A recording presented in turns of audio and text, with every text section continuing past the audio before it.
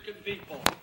Our vision of economic, social, racial, and environmental justice is the future of America.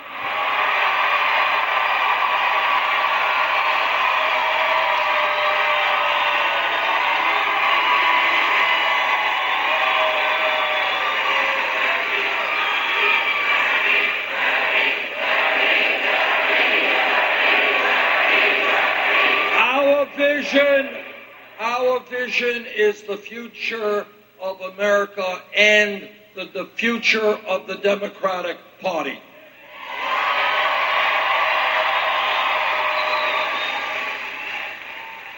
Now, Donald Trump is not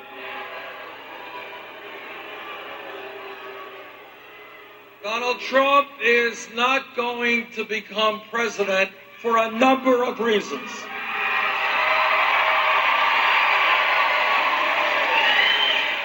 And the major reason is that the American people understand that we cannot have a president who has insulted Latinos and Mexicans,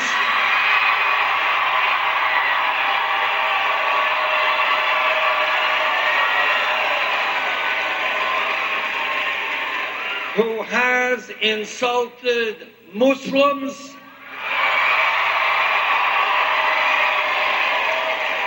who every day is insulting women in one way or another,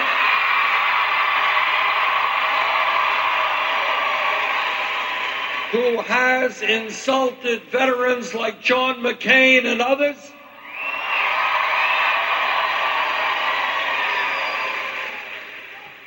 who has insulted African Americans in a very profound way. People sometimes forget that before Mr. Trump was running for president, he was one of the leaders of the so-called birther movement. And that movement was a very ugly effort to delegitimize the presidency of the first African American president in our history.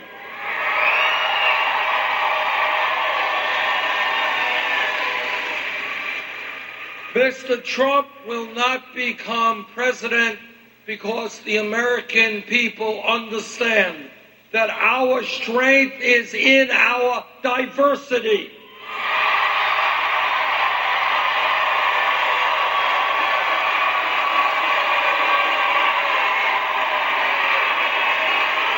That we are a great nation because we are black and white and Latino and Asian American and Native Americans.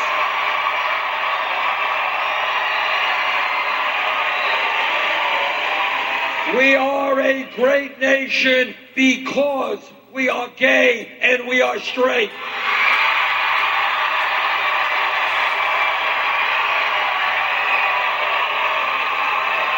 We are a great nation because we are women and men.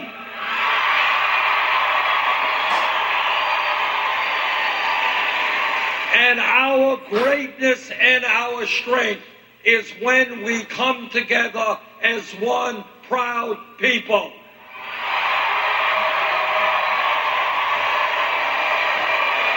And the American people understand that bringing us together always trumps dividing us up.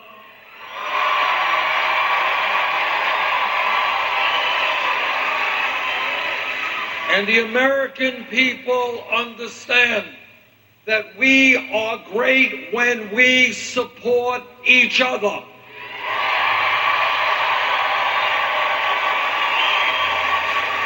When your family is hurting, my family has got to be there for you.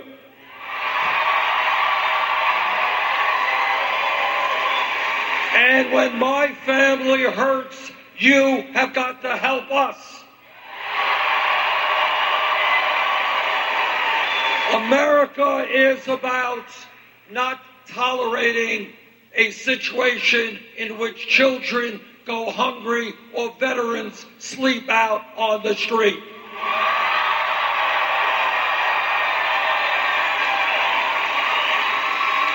And the American people understand that supporting each other always trumps selfishness.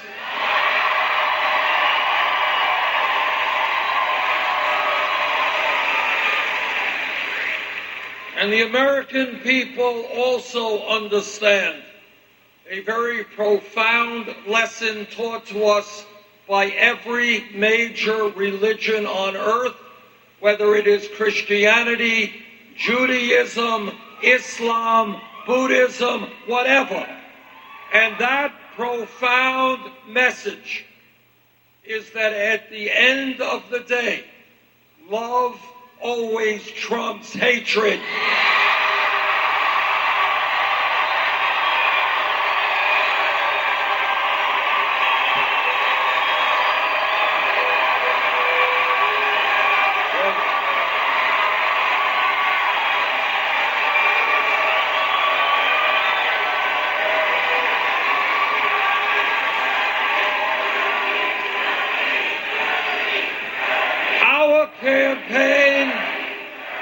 Our campaign has now won primaries and caucuses in 19 states because we are doing something very unusual in American politics.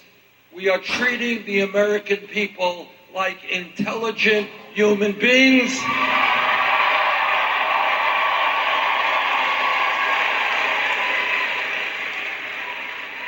And we are telling them the truth, even when the truth is unpleasant.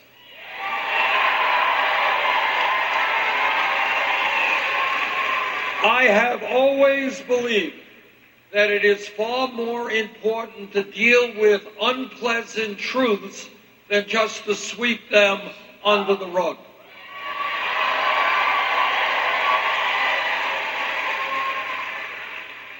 And let me discuss with you some of the truths that we have got to address as Americans. Number one, men and women fought and died to help preserve American democracy. And we owe our veterans a debt of gratitude that we can never repay.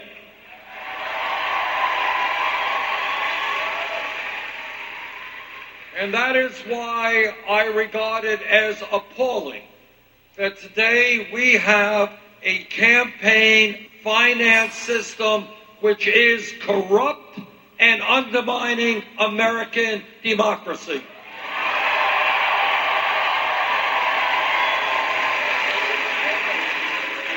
Democracy is not a complicated idea. It means one person, one vote. You get a vote, you get a vote, and you get a vote.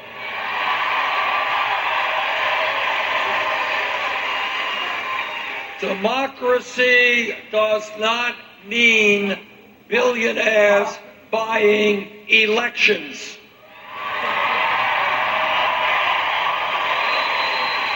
Democracy does not mean Wall Street and the wealthiest people in this country contributing massive amounts of money into super PACs.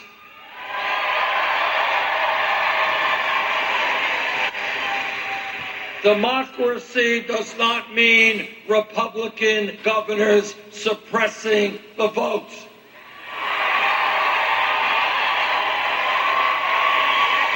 And that is why, together, we are going to overturn this disastrous Supreme Court decision on Citizens United.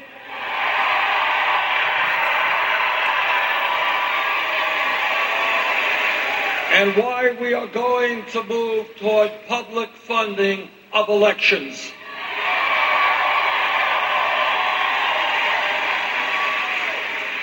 I believe passionately in democracy, and what that means is if you are a progressive, a moderate, a conservative, I don't care what your ideology is, you should have the right to run for office without begging millionaires for campaign contributions.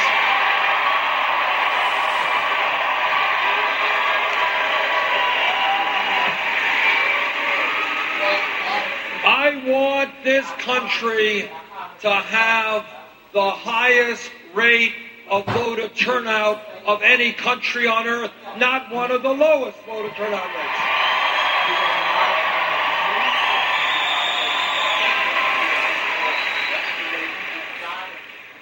But it's not just a corrupt campaign finance system and the super PACs that we have got to deal with. It is the fact that we live in a rigged economy.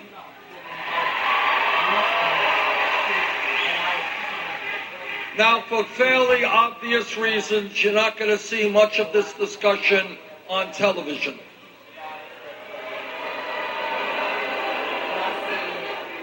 But here are some unpleasant realities that we as a nation are going to have to address, and that is, we have more income and wealth inequality than almost any major country on earth, and it is worse today, that inequality, than at any time since 1928. In America today, and I want you to hear this, because you're not going to see it on TV. You may as well hear it here. And that is the top 1/10 of 1%. 1/10 of 1% now owns almost as much wealth as the bottom 90%. In America today, the 20 wealthiest people own more wealth than the bottom half of America, 150 million Americans. In America today, one family, the Walton family of Walmart, owns more wealth than the bottom 40% of the American people. One family. And here is what a rigged economy really means. The Waltons own Walmart, the largest private sector company in this country, but they pay their workers wages that are so low that many of their employees are forced to go on food stamps and Medicaid. And you know who pays for those food stamps and Medicaid? You do. It seems to me to be a little bit absurd for working families to have to subsidize the wealthiest family in this country.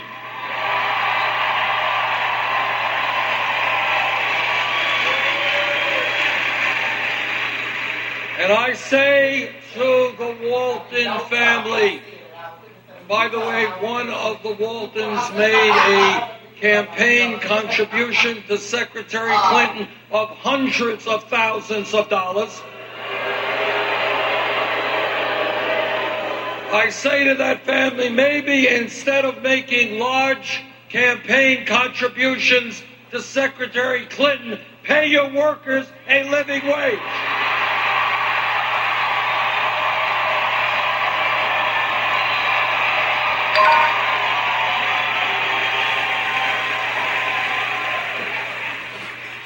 But we have got to deal with not just a declining and disappearing